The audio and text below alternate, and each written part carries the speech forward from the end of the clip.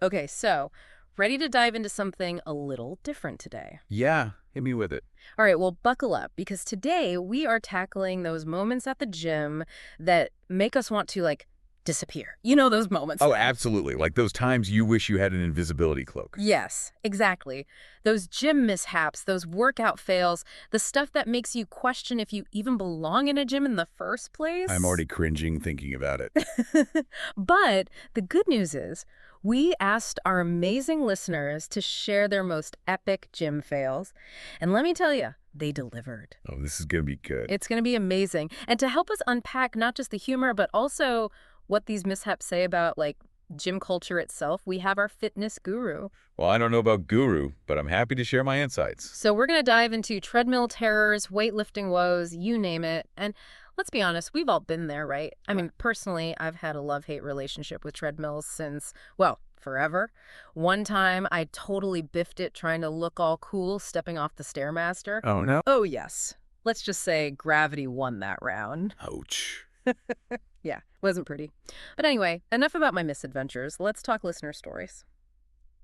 Okay, first up, we have a listener who experienced the dreaded runaway treadmill phenomenon. Have you ever witnessed this in action? Oh, yeah. You know, the runaway treadmill is almost a rite of passage, though. It speaks to something really interesting about gyms, especially for, like, first-timers. It's so easy to feel this pressure to just jump in and be on par with everyone else, but, like, how many of us actually take the time to get to know the equipment? It's so true. It's like we think we should instinctively know how to operate a machine we've never even touched before. But yeah, in this listener's case, they were just minding their own business on the treadmill when, bam, it's like the machine had a caffeine overload or something. It happens more than you'd think. There's actually a name for the fear of treadmills, autophobia. Although in this case, I think it was the treadmill itself that was the real source of terror. Definitely. Our listener said it was like being launched into hyperspace. They described being flung backward like something out of a cartoon. They survived to tell the tale, thank Oh, goodness. thank goodness. Right. But, ego might have taken a hit.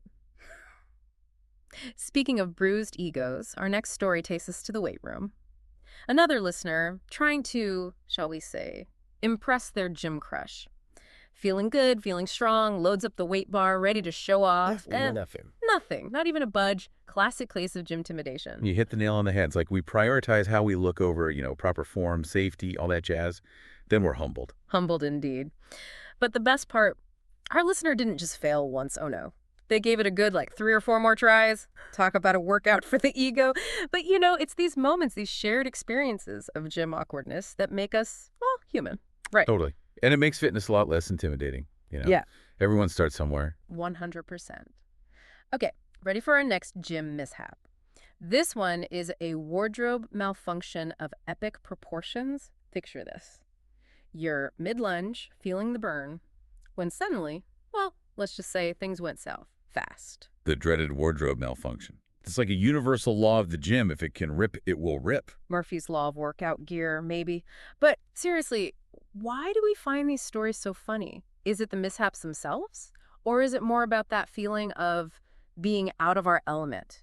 Surrounded by super fit people who never seem to have an off day. It's probably a bit of both, right? Like we laugh at the unexpected, the absurdity of these situations, but it's also a way of connecting, of saying, hey, I'm not the only one who trips over my own 2 feet sometimes. That makes the whole fitness journey more relatable. Right, and it reminds us to not take ourselves too seriously, which is something we could all use a little more of these days, especially in the age of, like, fitness influencers and those impossibly perfect highlight reels we see online. Totally.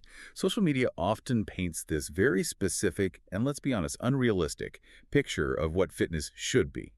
But the reality is, fitness is for everybody and everybody. It's about finding what feels good for you, physically and mentally, not about chasing some idealized image. Exactly. It's not about perfection, it's about progress. And if you can have a few laughs along the way, well, that's a win in my book. Hear, hear. So, as we wrap things up, I think it would be great to leave our listeners with something to ponder. I like where this is going. What if we all, like, collectively decided to approach fitness with a bit more humor and a bit less pressure to be perfect? Like, what if we embrace the awkwardness, the mishaps, all of it as part of the journey? Just some food for thought. Love it.